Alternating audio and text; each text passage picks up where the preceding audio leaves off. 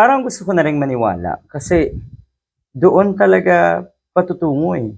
Ito talaga ang tinutumbok. Si Sara Saltek Piona daw talaga ang tinutumbok. Siya daw talaga ang pinagmulan ng lahat ng kaguluhan sa ating bansa.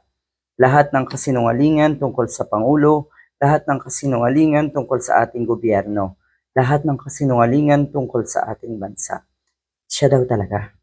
Ang sinasabi dito, circumstantial proof na galing kay Fiona Sara Duterte ang fake news about PBBM's medical condition.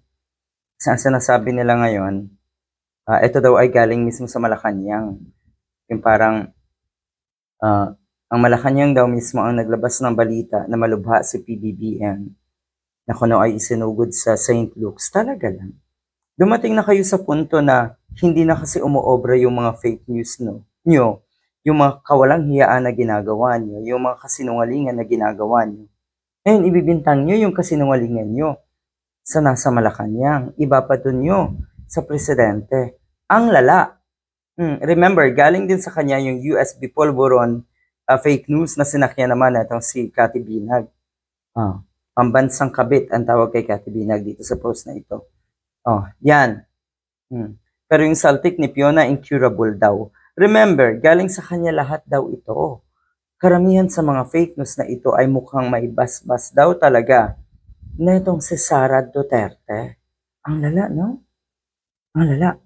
Bang sabi ni Harry Roque, na kuno ay nakatira itong si Sara Duterte o yung bahay daw ni Sara Duterte ay hindi kagandahan at inaanay na ang ibig sabihin hindi daw siya nagpayaman.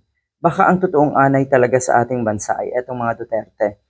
At ito mismong si Sara Duterte. Hindi ko nilalahat ha, pero pag may narinig ako na bilib sa isang ito, ang baba, ang sleazy. Grabe, ang utak niyo po ay biglang napunta sa talampakan kung ganon. Hindi naman lahat, pero marami tayong nakikilala na bilib. Saan ka bilib? Sa ganitong klaseng tao na hindi makitaan ng anumang leader material, nakakalungkot. Pero, iba eh. Iba ang ginagawa nito kung ikaw ay matino at may common sense pa. Makikita mo ang patutunguhan na itong mga kawalang hiyaan ng mga Duterte.